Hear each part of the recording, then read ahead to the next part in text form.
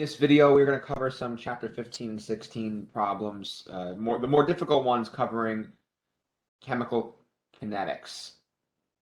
Now, the first problem, under certain conditions, biphenyl can be produced by the decomposition of cyclohexane, represented by the equation, and we're going to figure out the following question. So first one, what is the cyclohexane concentration when the biphenyl concentration is 0.65 molar?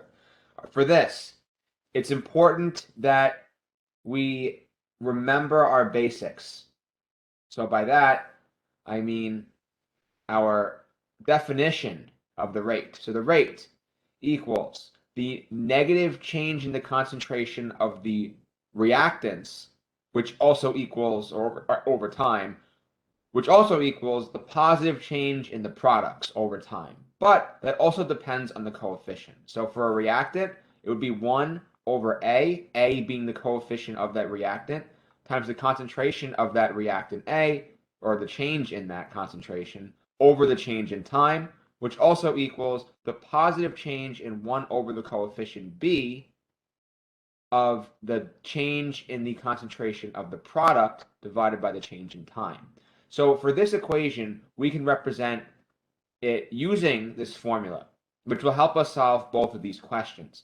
So first, it would be the negative change in the reactant, so 1 over 2, since 2 is the coefficient of the reactant, times the delta of this C6H12 divided by the change in time, which equals the positive change, or the positive 1 over the coefficient of the first product, which is 1 over 1, times the delta of the concentration of the C12H10 divided by T, which also equals the positive change of 1 over 7 times the concentration of H2 over the change in time.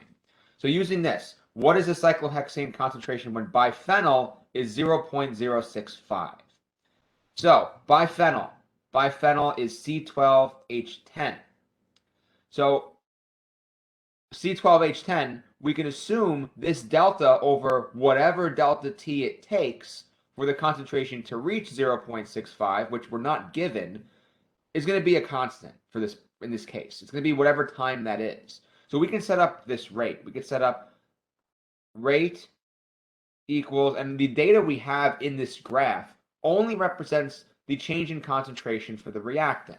So we can equate the change in the reactant equaling the change of the product. So it'll be 1 over 2 delta.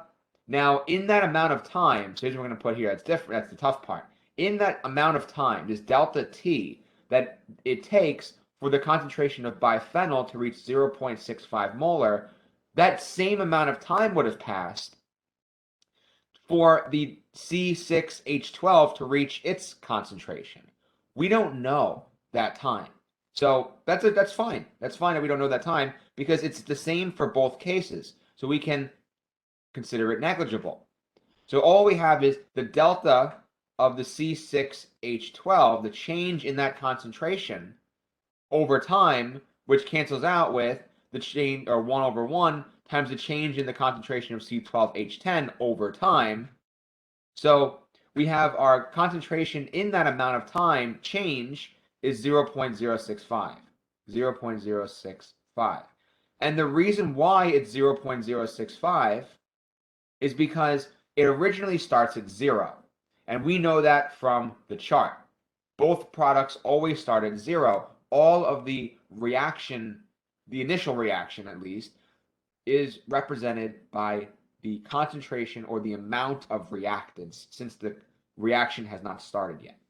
So we can solve for this to figure out that change in C6H12 in that whatever amount of time, that specific amount of time. So we can easily solve for that by multiplying by -2.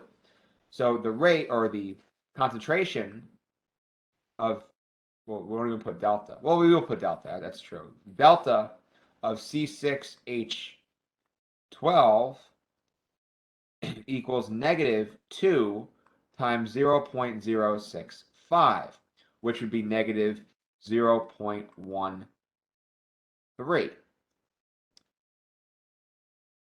And that's going to be the molarity, the change in molarity,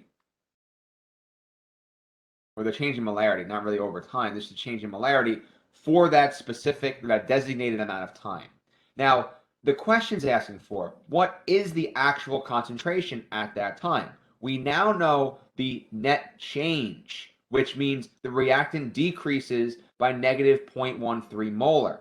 But we have the initial value of 0.2 molar.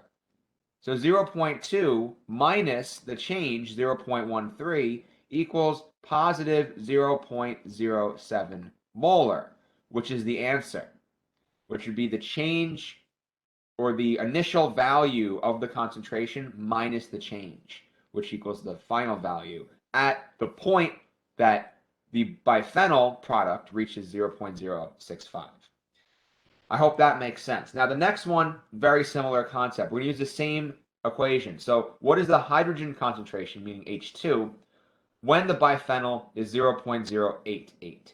We're going to do the exact same thing, but in this case, it's the hydrogen concentration. Hydrogen is a product, meaning it initially starts just like the C12H10 at concentration 0, which makes our work a little bit easier. There's only one step to this equation, or to this problem.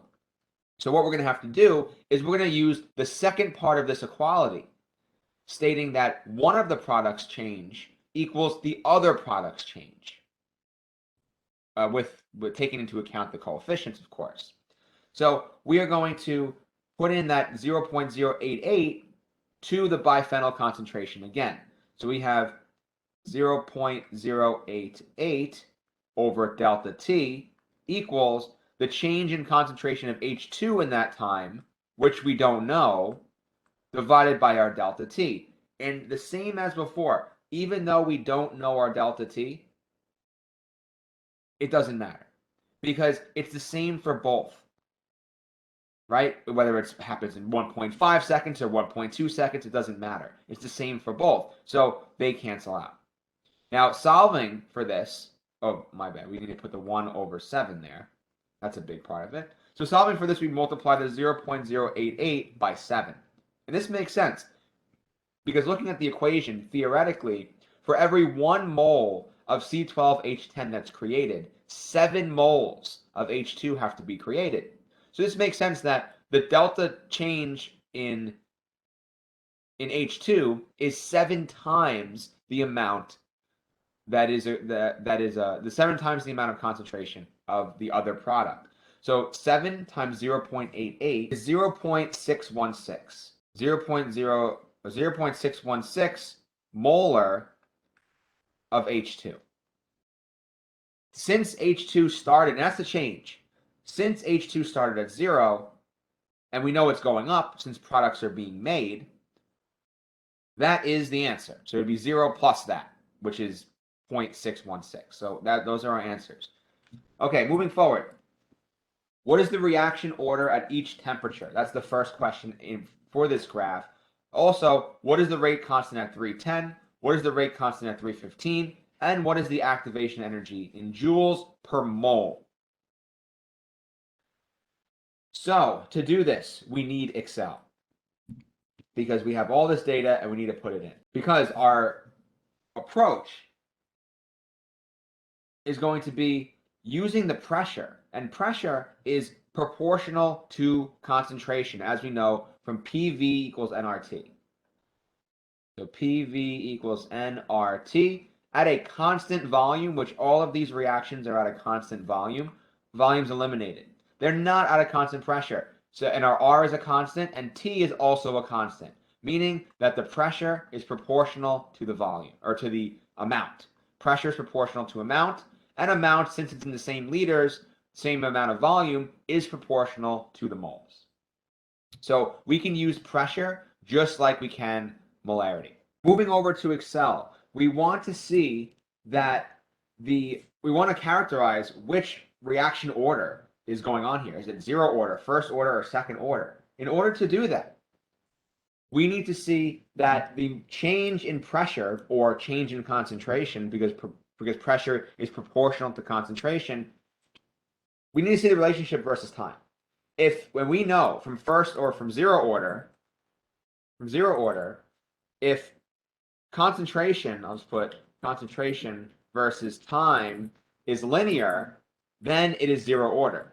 For first order, if the natural log of concentration versus time is linear, it's first order. And for second order, if we find that 1 over the concentration versus time is linear, then it is second order. So what we're going to do first is we're going to test to see if it is zero order. So we're going to just plot concentration versus time, or in this case, pressure versus time. So we can just highlight, and we're doing for 310 and for 315. Or we'll do 310 first. Oh, actually, the question asks for both. So we'll do 310 first, but we'll do both. So chart, and look, we can see we don't even have to input the chart. We can just see that it is not linear. So now we can make another chart. So we'll put for this chart 1 over 310 Kelvin, or we'll do natural log for natural log 310 Kelvin. So now we can do equals 1 divided by the natural log, and we can just highlight the cell from the column, and then we can just drag everything down to populate the cells. And we can do the same thing for natural log of the 315. We could do natural log and drag it down. Oh, I did 1 over natural log. That's not supposed to be it. There's the mistake. There we go. All right. So now we are going to plot them. So we're going to do time versus the natural log at 310. And we see, look at that. That looks pretty linear to me. So we have a first order equation for at least at 310. For 315, let's see. It is also a first order equation. A little bit deviation here, but that's no big deal. Definitely first order. Awesome. So now we have for its first order, I'll just highlight it up here. First order for both 310 and for 315. Okay. Going back to the question. Next, we want to see what is the rate constant at 310. Now that we know that's first order, we can use the first order integrated rate law, which states the natural log of the concentration of A equals negative KT plus the natural log of the initial concentration of A. Now, assuming A is our reactant, that the pressure decreases, we can say instead of concentration of A, it's pressure of A. So we can do natural log, and we'll pick the concentration of A at any time point. Let's say that's not 0. We'll say it's the first time point. After 1 second, it's 18. So after 18.1 equals negative K times T, which is equal to 1. Just to make it easy for ourselves, we pick the time point at 1 second. And then plus the natural log of A0, which is 24.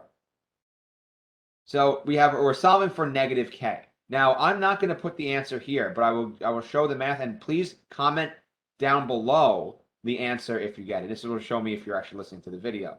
So to solve for negative K, or solve for K, what we're going to do is we're going to subtract natural log of 18.1 minus the natural log of 24. And the rule of natural logs, this means that this equals the natural log of 18.1 divided by 24, which then equals negative K. You solve for this natural log, move the negative sign over to find K at 310 degrees Kelvin. 310 degrees Kelvin. So that's the rate constant for 310. And for 315, we do the same thing. We know that it is first order. So we are going to input the equation, the natural log of, we'll pick the concentration at 1 second for 315, which is 15.2. And then we are going to make it equal to negative K times T, which is equal to 1, plus the natural log of A0. And for both 310 and 315, it's 24 torr. And then we solve for K very similarly to like we did. So this gives us our K at 315 Kelvin. I hope that makes sense. So we figured out our rate constant for 315, and yes, you guys have to do a little bit of work. Oh, there goes my PowerPoint. Nope, that's the wrong thing. There we go. Got it back. Okay. The next part and the last part for this question is to find the activation energy in joules per mole. So for the activation energy, we are looking at our Arrhenius equation. And for our Arrhenius equation, we have the natural log of K2 over K1 equals EA over R times 1 over T1 minus 1 over T2. We'll call our T1 equals 310.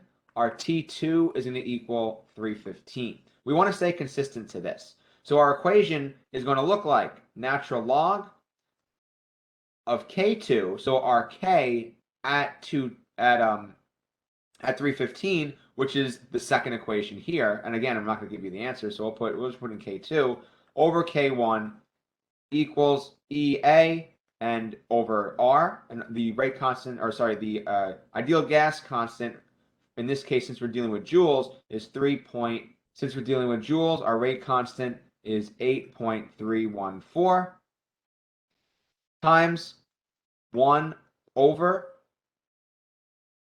T1, which is 310, minus 1 over T2, which is 315.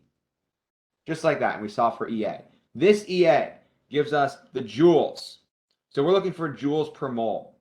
And now, since we are determining the activation energy of this reaction, the decomposition of nitrogen dioxide, since 2 moles are decomposing, our activation energy per mole is going to be our EA divided by 2.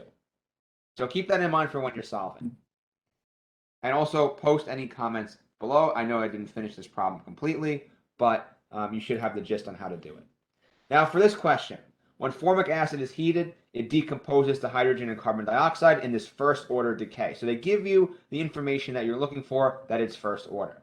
The rate of the reaction is monitored by measuring the total pressure of the reaction in the reaction container. This also gives you the information that the volume is constant. It's in a reaction container. Also, the temperature is constant. So that confirms our assumptions that we made in the previous problem. At the start of the reaction, time 0, only formic acid is present. What is the formic acid pressure when the total pressure is 288? Hint, use Dalton's law of partial pressures and reaction stoichiometry. Okay. So for this one,